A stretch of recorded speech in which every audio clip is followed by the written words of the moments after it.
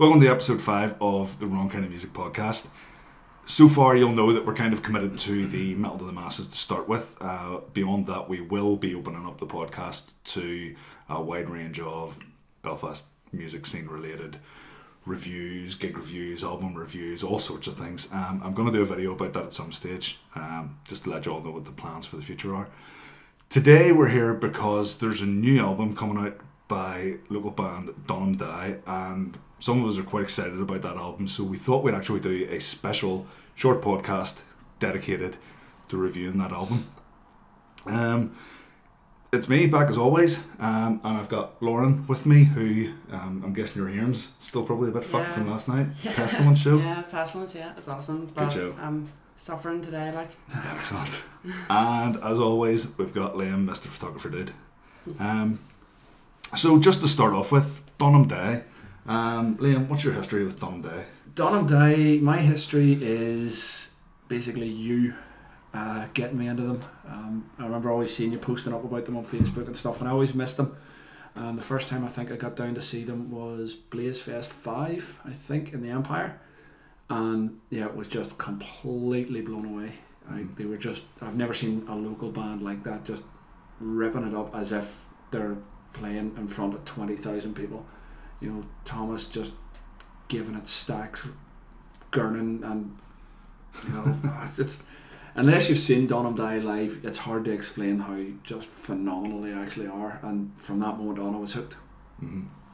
You haven't seen them yet, is that right? I haven't seen them, haven't really listened to much, apart from, you know, obviously preparing to talk about this, but I've heard good things. Yeah. So, you know. They're a band that, whenever they started playing Belfast gigs, to me, they were a breath of fresh air, because there's so many bands, and I've talked about this before, how when certain bands play the Belfast scene for umpteen years, it gets a bit repetitive seeing the same bands over and over again. Some of those bands lose a bit of passion. Yeah. When Donum Dei came on the scene, it was just like a big middle finger to all those bands that don't quite have the passion anymore. Yeah. They hit the stage like, we've used this expression before, like animals let out of a cage. They just went fucking nuts. And that to me was I think why I latched onto them and started recommending them to so many people. We all know that their early days within gigging in Belfast, the material that they're putting out and even their presence on stage was very Metallica influenced.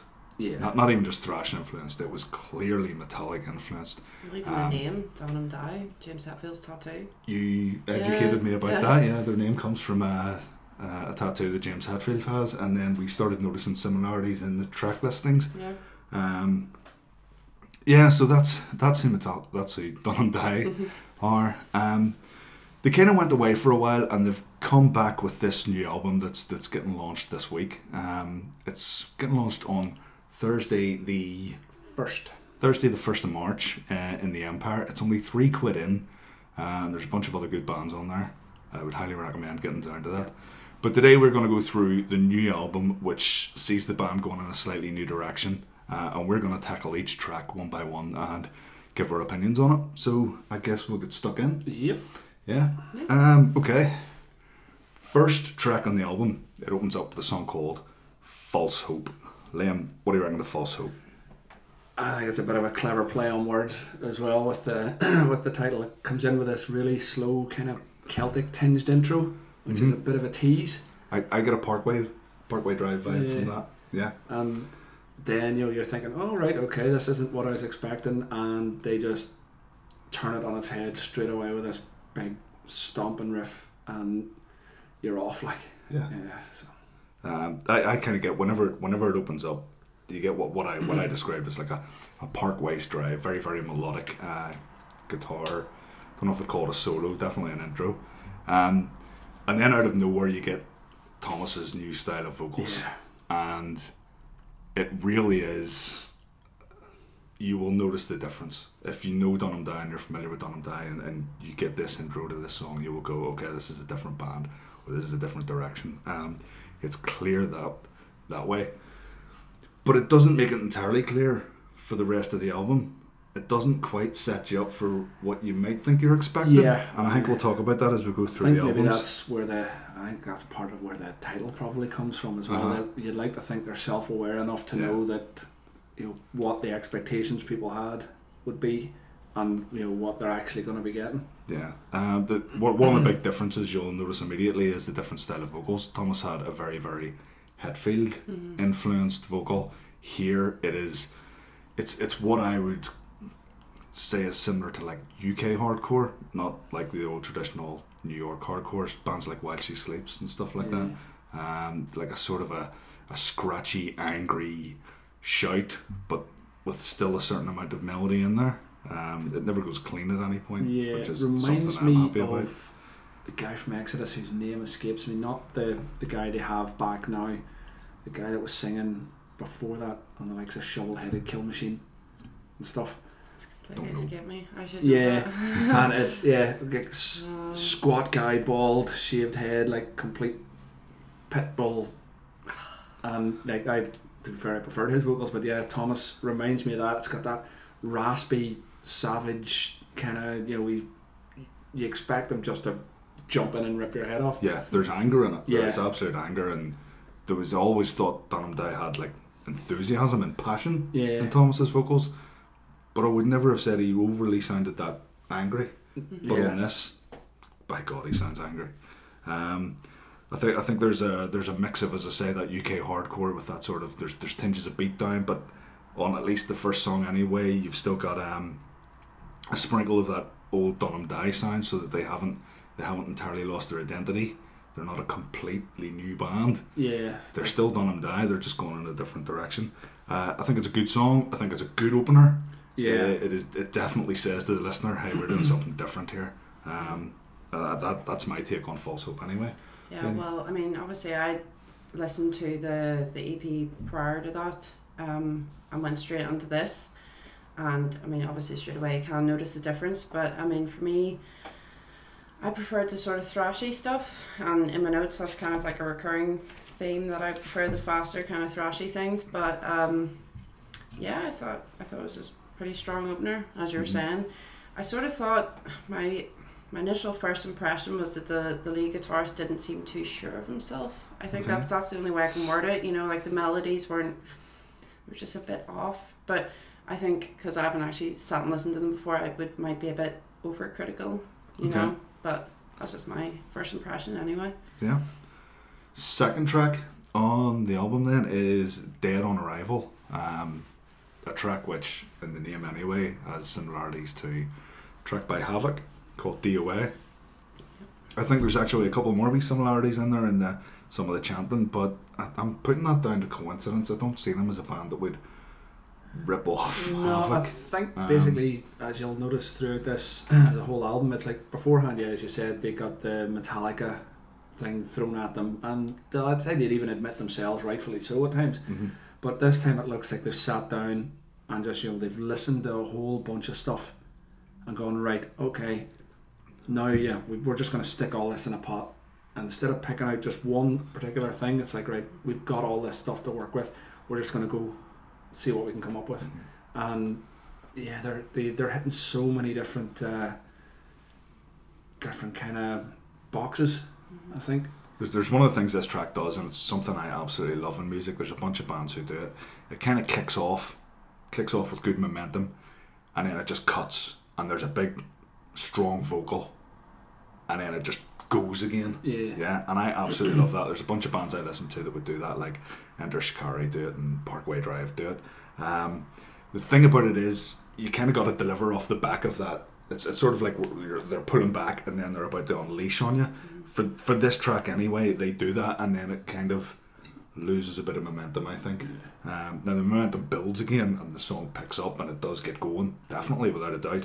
But I think if you're going to do that sort of snappy thing where you pull back and unleash, I think you need to probably just you need to fire on with it. You need to go all guns blazing. And I guess track doesn't. You were saying, you know, that you love that kind of thing where it sort of stops and then there's a whole big gang vocal chorus thing, and it goes back into it. Personally, I can't stand that. I'm being honest. I thought straight away, like, you know, my eyebrows raised. I was like, whoa, okay, because it's such a powerful, strong, you know, start to the track, and then it just stops, and then there's all these people shouting. It's just like, I love that. But I understand people like that, and for that style of music, that's what you're going for. Especially live. See when you're in a crowded room and it all drops and everyone just screams the same thing, and then it opens up and mosh pits kick off and everyone's head banging. I just love that. It took away from that initial whoa factor for me, but you know. There's a couple of other things in this track, and they're there throughout the album.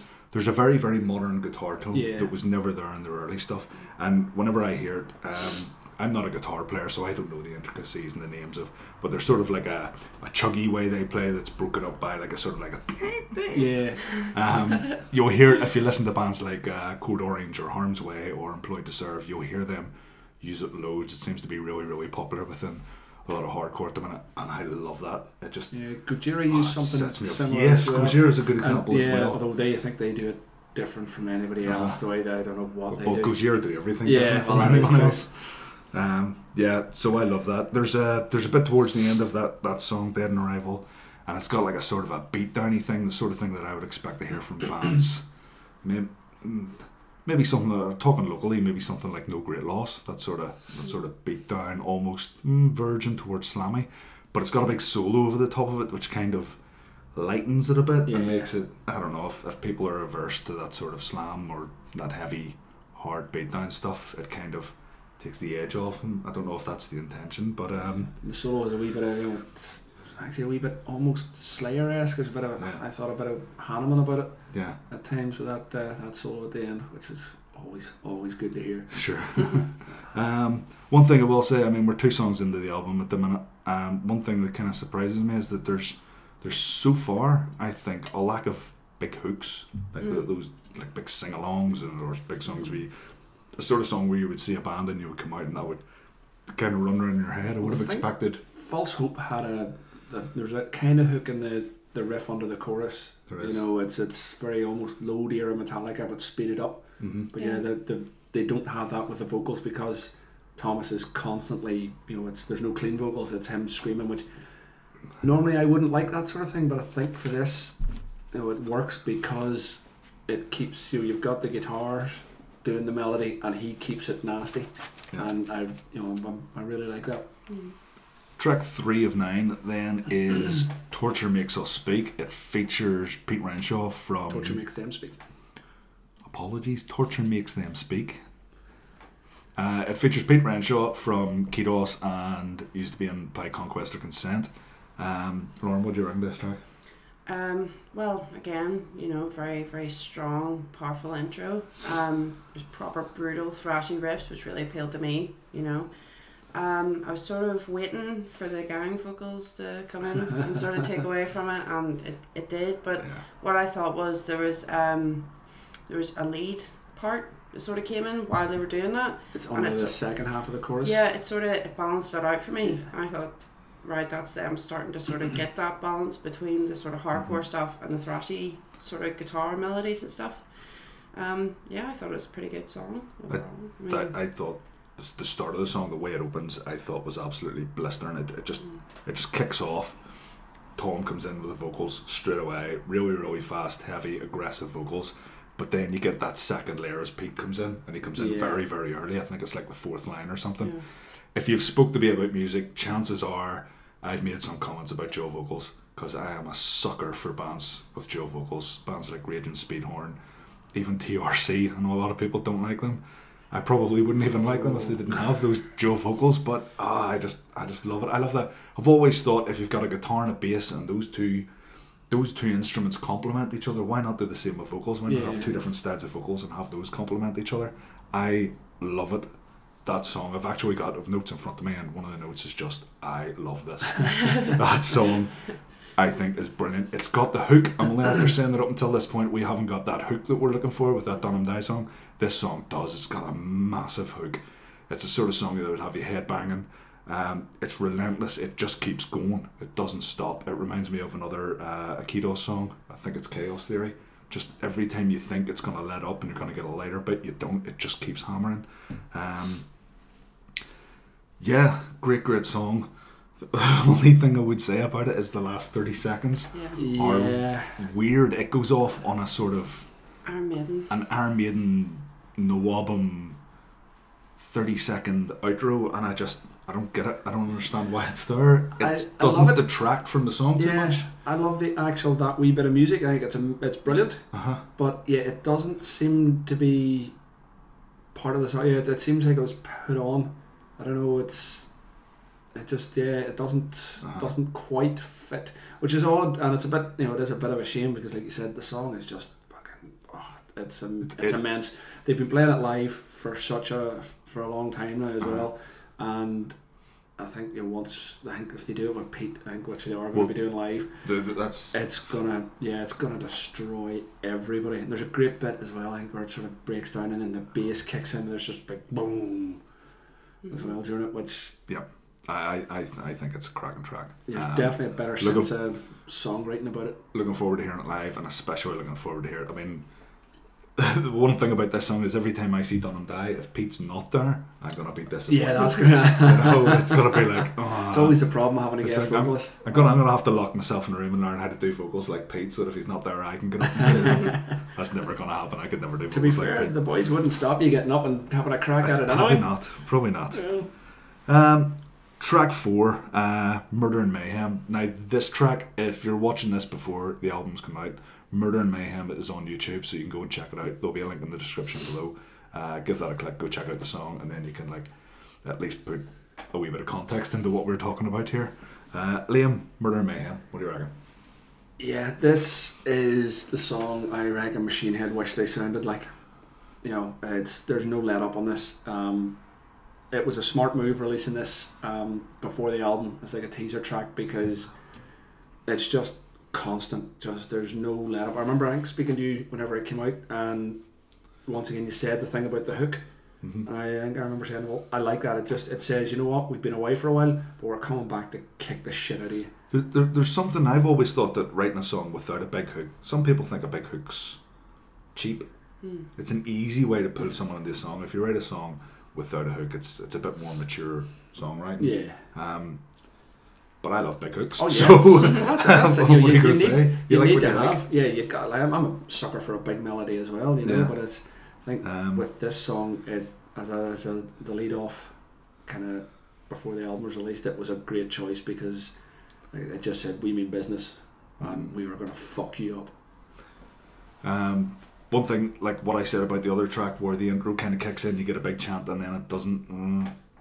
It sort of loses it a wee bit. This song, it has that. Same again. It cuts out. You get that big chant from Thomas. Yeah. But then it fucking goes. It's like, to me, it's almost like a roller coaster. That slow chug up the roller coaster. It goes over the top. You get that chant, and then fucking wow, you just fly straight into that track. I think that's excellent. Really, really well done. The rest of the track, I actually think it's a fairly simple track. There's not a whole lot to it, but sometimes simple can be very, very effective, and I think that's the case in this song. It's definitely very crowd friendly. Yeah, whenever I was writing my notes, I wrote strongest so far. So, at least I know it's very early in, but I thought, this is definitely. I think this is what they're sort of coming into it a bit more. I thought maybe the first 2 tracks were kind of warming up a bit into the feel of the album, but I think definitely. I like that one. Okay, track 5 is a track called A Wolf Among Us. Lauren, what do you reckon? I thought it was a good track. The main sort of thing whenever I was listening to it was I thought, oh, this would be awesome live. Yeah. I think it's I'm not sure if they've written it, with that intention, but, it's just got those melodies and everything. It's just like, I can picture myself singing along to that, you know what I mean? And sort of involuntary found myself tapping my foot, so I was getting into it a bit more. So I like that one. I thought this one came straight out of the traps. Like there was just no messing about. It's breakneck. The chorus for me as well, I think, just lifted it. It's this epic melodic chorus. This is the first time they actually have a really proper kind of, for me, big musical hook and stuff. Thomas sort of keeps it grounded by not going clean over it, which is great. Like that's something I hope they really don't go down that route. But that's something I wanted to mention, because we've talked about the direction of this in terms of genres, and not everyone likes pigeonholing things, but it's kind of an unnecessary evil when you're talking about music. You kind of have to, yeah. Yeah, I mean, I think we would consider this metalcore. If we had to pigeonhole it and put it into one box, it would be metalcore. Yeah. And there's a lot of god awful metalcore. Oh yes. And one of the things that I literally cannot stand about metalcore is whenever you get, and the only way I can describe it is boy band vocals in metalcore. You get a song and it starts off and you get that good heavy dug dug dug dug. Starts off like that, great, and you think these could be a good band. You get some vocals and it's distorted, guttural, angry, guttural vocals, and you're like, yeah, this is great. They've got me. And you get a verse of that, and then you get to the chorus. And One Direction turn up. And yes, it's like One Direction turn up and someone's crying about their girlfriend leaving them. And it's all up here, and it is awful. There's been so many festivals where I've been watching a band that I'm not familiar with, and you get to that point, you just turn around and walk away. And that's when you notice the scene haircut and the tight jeans, and you're like, all time low. We should really have spotted that. There's with Donum Dei going from a very, very thrash Metallica direction into a metalcore direction, there's concerns that they could go even further metalcore and go towards that horrible thing that I've just described. This song is the only one that kind of piques those concerns for me, and it's because of that chorus you mentioned with that really melodic bit. Now Thomas does keep it rough and aggressive. Yeah, and he doesn't let up. He does what I've always just considered Killswitch Engage to do. They go for those big melodic hooks, but he doesn't sound like a child. He still sounds like a man. Yeah. So I hope they don't do that. If you're watching this, and I'm sure you will, don't do that. Yeah, just please don't. Yeah. Apart from that, the intro to the song is definitely. I know I get hung up on intros a lot. The intro to the song is my favourite intro off the thing. It actually sounds very, very like if you know the Hate song by Raging Speedhorn. It's very, very similar the way it starts with that, the way he hits the syllables and stuff. I love it for that. I don't see it as they're ripping that off. I see it as that sounds like that other thing I love. I think it's stompy. I think there's a groove and a swing to it that they seem to have found. Not the chorus now, but the rest of the song has a real stomp to it. Yeah. And I like that. I really, really like that. And again, that sort of that odd guitar sound that I was talking about, that sort of Code Orange Harm's Way sort of thing, that's in there as well, and I love that. I do think it's a good song. I'm not overly keen on the chorus, that melodic bit we talked about. That being said, I know that if I'm in the limelight and they're playing it and I've got 8 pints in me, I will sing my heart out to those bits, Yeah, well, it's going to be a live favourite. Sometimes that's what brings you around to a song. Once you start hearing it live and you start getting involved, then you kind of go, I kind of do like it now. So I can see that happening with that song. Anything else to add about A Wolf Among Us? Again, as much as I do, love this, I was one of my favourites from first hearing it. There's a weird sort of outro tacked onto the end. It's very sort of Trivium-esque in itself. It's fucking brilliant. I love it. But it seems like they've taken stuff from speaking to Thomas. Like I know they've ripped a lot of old songs apart and reconstructed them, but it seems like they've got certain bits lying around that they know are too good to not use, but didn't seem to fit maybe any of the songs. Maybe they're going to do the whole second album completely from scratch, but it seems tagged on a bit. I think it was that song. We sat and listened to this whole thing from start to finish before we recorded this, and I think it was that song where I thought the song was over, and I looked over at the little time bar, and there was another 40 seconds, and I was like, what's this gonna be? Why is there another 40 seconds of this song? Yeah, I think another odd outro. I think what you could even do, or we may have approached it differently. Do you ever get an album and there's like a little, like track 9 is a little 40 seconds worth of music, and it's just like a little interlude almost. If they'd have cut those into interludes and we didn't then associate that outro with the song, we might have perceived it differently. But then again, it's also thinking, if Donum Dei were 15 years into their career and had gone a wee bit sort of more, expanded their kind of music, being maybe a bit more proggy and stuff, that kind of thing would fit. But because this is just such a, for the most part, thrashing, stomping, driving album, they kind of, those wee bits seem a wee bit jarring. If we ever do get to the point where Donum Dei describe themselves as proggy, I'm not going out. No. I'm just locking myself in a room. All hope is lost. Iron Maiden would describe themselves as proggy. Well, that's how you'll being able to sort of have the big instrumental bits and stuff, and being able to do that kind of thing. Trying not to slobber about Yannickers. Yeah. So I would describe this album as a game of two halves. Yeah. The first half of it is definitely very much this is our new direction, or at least that's how I interpret it. It's 9 tracks, and once you get to track 6, I find that's when you start to find the tracks that are maybe the days of the older Donum Dei. Although they may have reworked them and re-recorded them, the older style is definitely prevalent within those 4 tracks, and the first of those 4 tracks is Courage from Within. What do you reckon, Dave? Again, I wrote, would be good live. I just thought it's really, really punchy. I think it works so much better without that really heavy use of the gang vocals. Mm-hmm. I think for that, I hate it. Just full stop hate it, but I think it's okay in moderation. Yeah. And I think this is sort of the first track where they did that. They just used it. I think in the chorus part, I think they did. Yeah. And it worked well with that, and that was that. I didn't like the whoa bit. Like they have I get you. Whoa bit where I understand, you're writing stuff, you want people to sing along to it and stuff. I just thought it was really cheesy, but not keen. I thought if someone had said to me before this, there's a whoa in we're clearly not a singer. If there's one of those in the new Donum Dei album, I would have went, oh shit, really? And we have to talk about it. Yeah. I think it actually works. I think it works really well. I think it's delivered well. There's vocals over the top of it, so it's not too in your face. Yeah. I think it works. I think it works fine. I think the song overall is a pretty good song.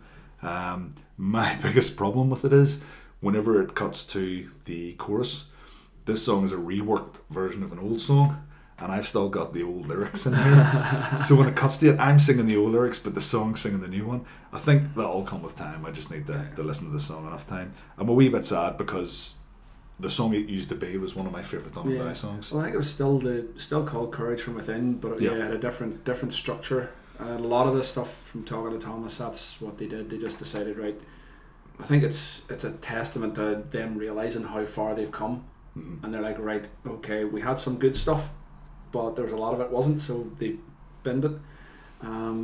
With this song, I thought, this is probably the best example of their growth from the old to the new, because it's got the really obvious elements of both. It's, to me, it's once again a big groove on the verse, and there's a definite old school kind of trivium vibe to it, which I love. Up to Shogun Trivium were brilliant. They Shogun. Yeah. What really gets me as well about this is the song builds up and builds up, but then they don't actually hit you until the second chorus. Mm-hmm. That's when the big whoa whoa chant comes in and everything. That to me shows a big jump up in maturity, because, like you were saying earlier, you build and build, and sometimes you don't release. But if you hold back and then they just hit you at the right moment. There's a double whammy. Yeah. The actual chant, the track's called Courage from the track is called Courage from Within. And those bits where he chants that Courage from Within, I can just see me in the limelight. Yeah, it's like give me the mic, I'll do that bit, There's definitely, I think the riffing underneath the solo, I thought, had a very kind of 80s metal vibe to it, in a good way. And one thing I do want to add about this track, was at the end they have sort of done that thing where they've dropped in like a riff at the end. It doesn't really fit in with the rest of the song, but the odd outro. It's just pure Papa Roach. Like it's. When you said that, it was like between angels and insects, like the. Started thinking about cutting my life into pizza and stuff. It's a good riff. It's a good melody, but it's just completely. Again, this is going to be a complete live favourite. It's going to. I think so. It kind of is already. Yeah. I think the fact the lyrics are kind of seem to be about empowerment and stuff like that. There always seems to get a good reaction. Next track on the album is Contribute to Chaos. This song, you're not a fan of gang vocals. It is gang vocal heavy. There is a lot of them. One of the things I really like about the song is it's kind of split between really, really fast bits and then really, really stumpy bits that I like, and I love the contrast between that. I think it works really, really well. The stumpy bits are just that's where I'll be headbanging like. Yeah, great track, memorable. That Contribute to Chaos. As soon as I read those words off the page, I've got that Contribute to Chaos in my head. Yeah, the chorus is just the way it's phrased and everything. That's a hook in itself. That's one of the ones that you would listen to it and you don't immediately get that sort of, that's a big hook. But after you listen to it 3 or 4 times and it starts to sink in, it's a grower. I would say that song's a grower. Definitely. I thought it was the thrashiest song so far. Because we listened to it. Obviously the other tracks are, we'll get to that after. But I sort of thought, the chorus sort of lost me a bit again with that chanty stuff. But towards the end, it sort of got a bit death magnetic-y, and I love that album, so that sort of caught my ear. I thought it was good. The solo's definitely very Kirk Hammett in places. I thought there was also a wee bit of a kill switch engage moment, which you were saying like you'd have expected to be reminded a bit more of that throughout the album, but this was the first time that it actually, just the guitar line or whatever just brought it up to that level. I love how, based on like the music you listen to and your past and your relationship with music, that two people can listen to one part of a song and hear completely different things. Because towards the end you were saying there was bits that sounded very death magnetic to you, and to me it was like, oh god, this is the first like real hardcore-y bit, like, and I'm not talking like While She Sleeps and metalcore and stuff. I'm talking like actual like good hardcore riffs, the sort of stuff that people swing digs and spin kick to. I thought that sounded actually almost new metal, that bit as well. So completely different receptions to like the one little bit of music. To be able to do that, like you said, one riff to get 3 people thinking 3 different things, I think that's brilliant. Absolutely. And it sort of it's well, it shows it's not actually ripping stuff off, because if it was ripping something off, we'd all be able to go, that sounds exactly like this, we'd all have the same. But it also shows how sort of interconnected all different genres are. That it's not, you can't just stick things in a box and say that this is that, this is that, this is the other. Different things are different things to different people, and I think that's a good thing. People who sit and have an argument over whether something's thrash or black metal, it's like it's just good music. You can all be enjoying it. Next track on the album is a track called Terrorize. If you've been going to see Donum Dei, you will know Terrorize. You just will. It's one of those songs that if you're sort of person that sings along at gigs, the first time you hear it you will be singing along, because the lyrics are so simple. It's terrorize, repeated. I thought on this track it's got a more uplifting feel than the rest of the album, and as I've said before, I'm not a guitarist, but I get the impression that this is in different tuning, and that's why you get that slight lifting feeling in it. The only other comment I have here, it's triplets and chants the whole way through it. What's not to like? I think it's a cracking song, and it might be down to familiarity and the fact that I know it so well from seeing them, but I love Terrorize. Well, actually, I hadn't heard it before, and you heard me whenever I listened, just went, yes. Yes, I literally wrote fast riffs, yes. It's just like, yes, this is the thrashy kind of fast, like power trip almost, sort of hardcore stuff that I like, I sort of thought that to have like a bit of a starty sort of typical of like metalcore, hardcore stuff, that bit kind of lost me a bit. But it came back in with a lovely sort of like Metallica thrashy riff that sort of I thought redeemed it for me. And I also wrote, do more like this. So just do that. More Terrorize. More of that. I think it does exactly what it says on the tin, the name itself. Like it's just it's a kind of song you just imagine somebody coming out and ripping your head off and shitting down your neck. Like it's just it's proper old school Donum Dei shining through with that one. It feels like a song to me that would be fun to play live. Yeah. Like if I was in Donum Dei, I'd be like, what playing Terrorize tonight? And the lads would be like, oh, I don't know. And I'd be like, well, we fucking are. Right, and then the last track in the song, and this is another one, if you know Donum Dei even remotely well, you will know this song. Justice Fails. It is the title track from the previous EP that came before this. I'm going to let you take this one, Lauren, because I think it's your bag. Yeah. Well, I mean, you know, so Justice Fails. You know, it's very Metallica. It's an obvious nod. Yeah, of course. I thought it led in very well from track 8 from Terrorize. Those 2 tracks for me, you know, it's like proper fast sort of stuff that I love. My only fault would be the Gary vocals again, but that's just me, you know. I can't really point the finger too much, but I just thought it was awesome just the whole way through. Couldn't really fault it other than that. So I think despite the fact that Donum Dei are moving in this new direction, they're taking on influences from, well, fucking everywhere, to be honest, but mainly from, as I said at the start, those UK modern hardcore metalcore bands. Despite all that, this is still their thrashiest song, and I still think it's going to be their big hit, if you know what I mean.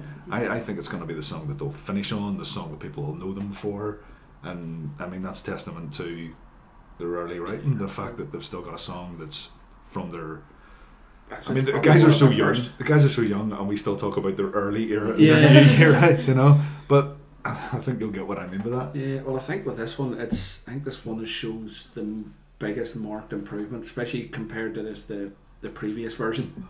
You know, which I actually really enjoyed whenever you put it on. I thought this is class, but that's just it's like an upgrade. Yeah, it's fast. The riffing's just so much faster and tighter. They seem more comfortable with the groove bit as well, which, you know, they're getting more and more into.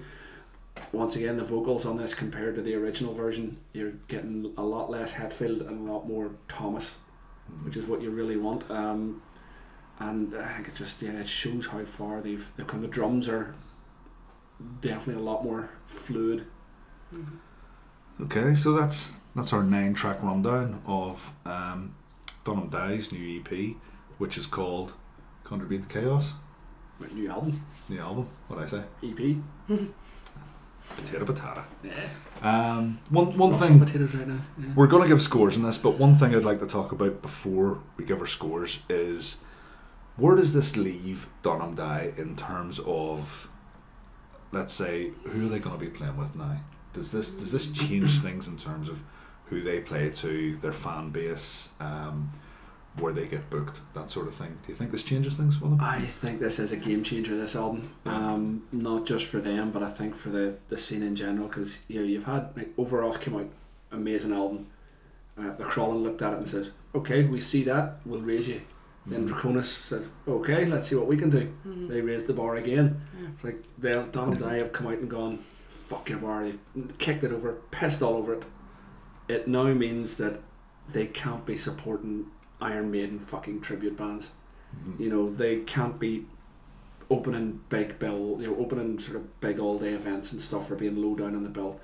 These guys, they need to be getting the big tour supports. When somebody comes through, when Exodus come through again, or Fear Factory, or Killswitch Engage, if a local support's needed, it has to be these guys now. They have to be looking at that, and they've got to push themselves.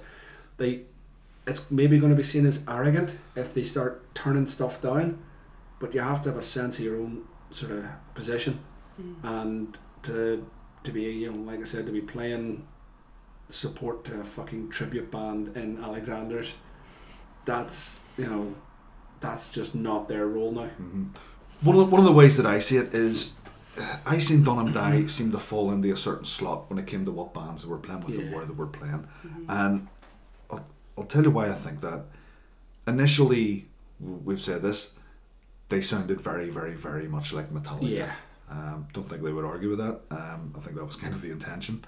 And so, I was going to say everyone likes Metallica. That's not quite true, because you get some contrary people who... Or maybe people who genuinely don't like them anymore. I think closer to the truth is the vast majority of metalheads at one stage in their life or another has liked Metallica, and for very good reason. So even if you're into like a rock, if you're someone who listens to like heavy rock bands and Foo Fighters and stuff, there's probably some Metallica you like. If you listen to Gorgoroth and Napalm Death, there's probably some Metallica you like. So to me, they kind of sat in a position where they could play to anyone who wasn't overly hung up on the idea that, well, they're just a Metallica rip off, for want of a better phrase. I think now with the new style and the new direction, they're a wee bit more focused and a wee bit more, I don't know if niche is the right word. I think they've got their own identity. Yes. They definitely do. And they were playing with bands like Senescence and bands like Conjuring Fate, and they were getting booked for places like the Diamond Rock Club. I can't see that going down. Their new stuff, I can't see it going down well in the Diamond Rock Club. I can't see it going down well with Conjuring Fate fans. No. I think they need to find a new crowd. A new crowd and a new hole within the scene, a new slot for them to fit into. And there's bands that we've talked about that we all love. I think we all love them anyway. Bands like Ketos, and Lockhorns, and Oracle, Elder Druid, yes. And I think you guys maybe Thunderwolf. Death of a Salesman, definitely. I think with this new direction and this new aggression and this new just my old because they've got with that, I think they should be playing with those bands, and I don't think they necessarily fit in the same slot that they used to. Yeah, and to be fair, no disrespect to those other old, the older slots and stuff, they need to be playing to more people, and those other bands aren't getting the numbers. I think that argument though, you could say that about all the bands. Well, they need to be playing to more numbers, but maybe playing to a younger crowd. See, this is definitely a younger crowd. Even there's another get that younger crowd. There's another circle of bands, which I often forget about. Bands like Heels of Achilles, Symptoms of Silence. I'm not a big fan of, because they go into that metalcore that I described that I don't like. They fall into that pocket. I'm not a fan. But I think Donum Dei, if they played with those bands, I think Donum Dei would look fantastic alongside. To be fair, those. they would eat them up and shit them out. I think they're better. That's one way of putting it.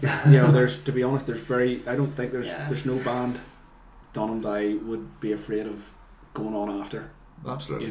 But all I'm saying is, I think the kids that listen to the likes of Heels of Achilles and Symptoms of Silence, I think there's a lot in the new Donum Dei music that would appeal to those kids, and I think that's a potential audience for them. It'd be funny if they just walked in and just started headlining all those shows. Like they could easily do it. The point is, they've been maybe marketed a wee bit wrong because of the Metallica influence, but to be fair, that's what they were doing at the time. It absolutely is. Yeah, they've progressed on.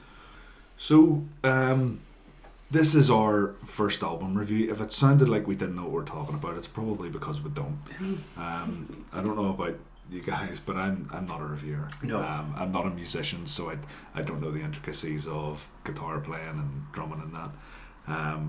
So it's more taken from a punter's point of view, I guess. But each episode where we do a review, we will give scores and then average those scores up and give an official TWKOM mark out of 10 for the album. So what would you give it out of 10? Out of 10, I would give that an 8.5. 8.5. And what would you give it? 6.5. 6.5. Okay. I would also give it an 8.5. It's not quite there for a 9. Yeah, but it's a first album. But I think it's damn close. And very, very quick maths says that sums up to an average of just under 8, so we're rounded to 8. So the official score for Donum Dei's Contribute to Chaos is 8 out of 10. I think it's a great album. Yeah. I will be rinsing the fuck out of it, and I'll be looking forward to the gig on the 1st of March in the Empire, and hopefully you'll be down there too. Yep, with Dream Awake, Ketos, and Death of a Salesman. That is the lineup, indeed. Yep. And for a dirty cheap £3, you can't be bad to that. And Donum Dei have not paid us or blackmailed us as much as we tried to get them to. They just weren't fucking having it. But they have given us an exclusive, and you will see the video. Well, not the video. I'm just going to put together a shitty photo video. Yeah. But you will get to see and hear Courage from Within right at the end of this podcast. Yeah. So stay tuned. Check that out. Leave a message in the comments below. Tell us what you thought. If you go to the gig, again, get back on here, leave some comments. Let's get a bit of discussion going here. Hopefully see you on the 3rd of March. And as always, keep listening to the wrong kind of music. Standing on the edge of a world of corruption, choice in this life will never